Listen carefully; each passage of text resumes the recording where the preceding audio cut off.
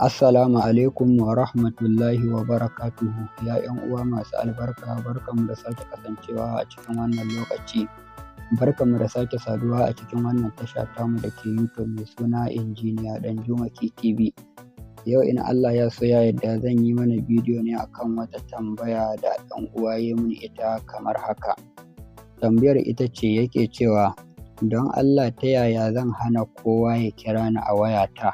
Ko da tana hannuna ina aiki da ita, amma kuma ni zan iya kiran kowa, kuma ta ya zan cire ta in na gama abin da nake yi da ita?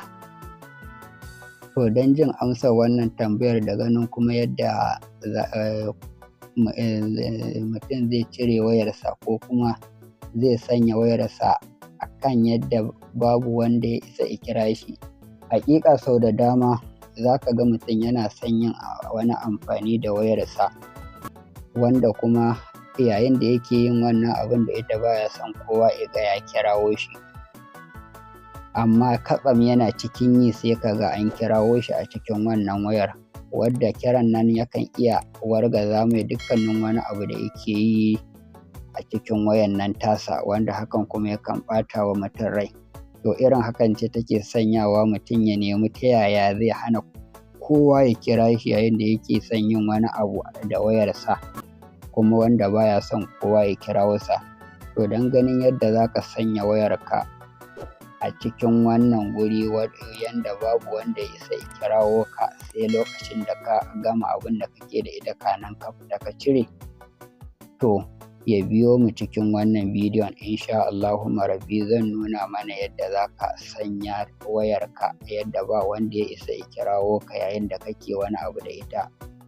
Ko da ko ba wani abu kake da ita ba, hakan nan kurum ba ka so kowa ya kirawo ka, to insha Allahumma rabbi zan nuna mana, kuma zan nuna mana yadda in ka gama dukkanin abin da kake yi da wayar kana so ka fita domin kowa ya kirawo ka, kai ma ka kirawo, to insha Allahumma rabbi ku biyo mu cikin wannan bidiyon don ganin yadda bidiyon namu zai kasance.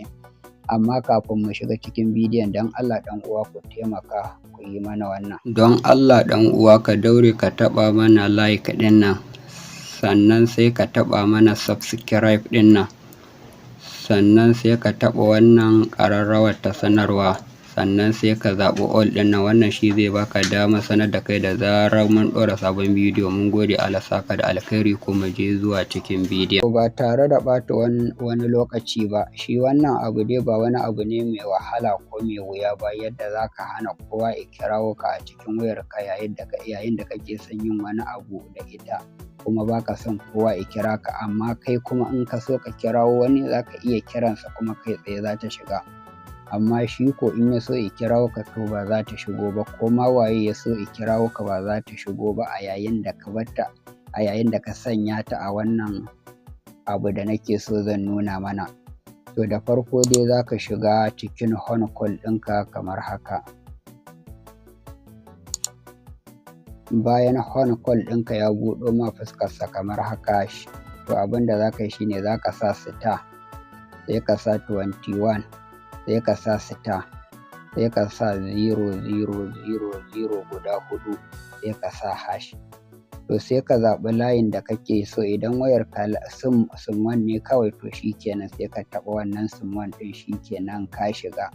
Idan kuma wayar ka sim 2 ne, to sai ka sim 1 ne da sim 2, to idan duka sim 1 da sim 2 ɗin kake so ka yi wa, to sai ka sanya wannan star 21 star 004 ɗin nan hash, sai ka taɓa sim 1, shi ma sim 2 ɗin sai kai masa haka. To insha Allahumma rabbi duk wanda ya kirawo ka ba za ta shigo ba a wannan lokacin, har sai ka gama abin da kake yi ka fitar da ita tukuna daga wannan tsarin da ka sanya ta a ciki.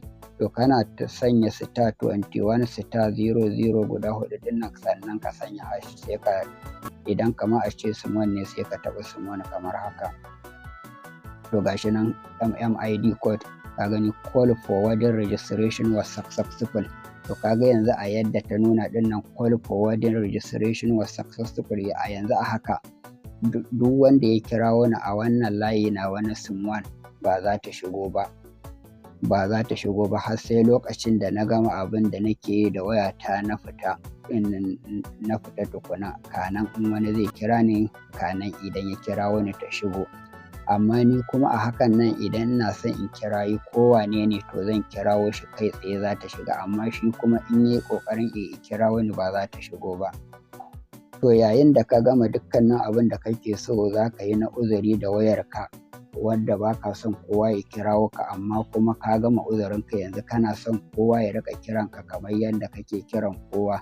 To abin da za ka yi shine za ka taɓa hash, kanan sai ka sa 21 sai ka sake sa hash, sai ka taɓa wannan layin da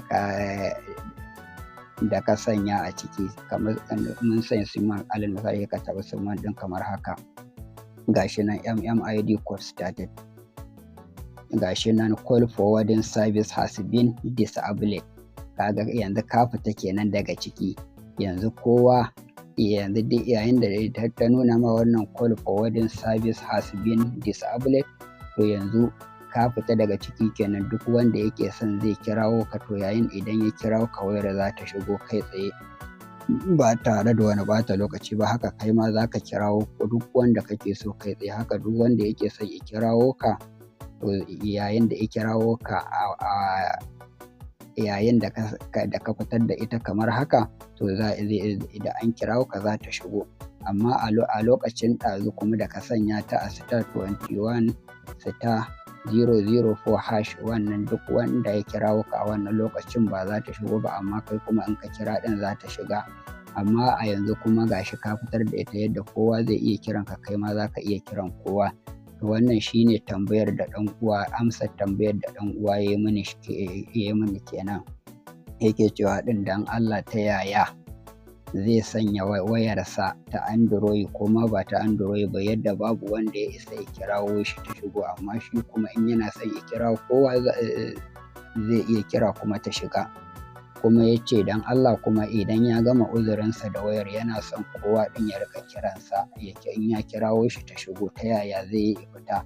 To gashi nan na nuna mana yadda za ka shigar, ga kuma na nuna mana yadda za ka fita. To wannan a taƙaice kenan.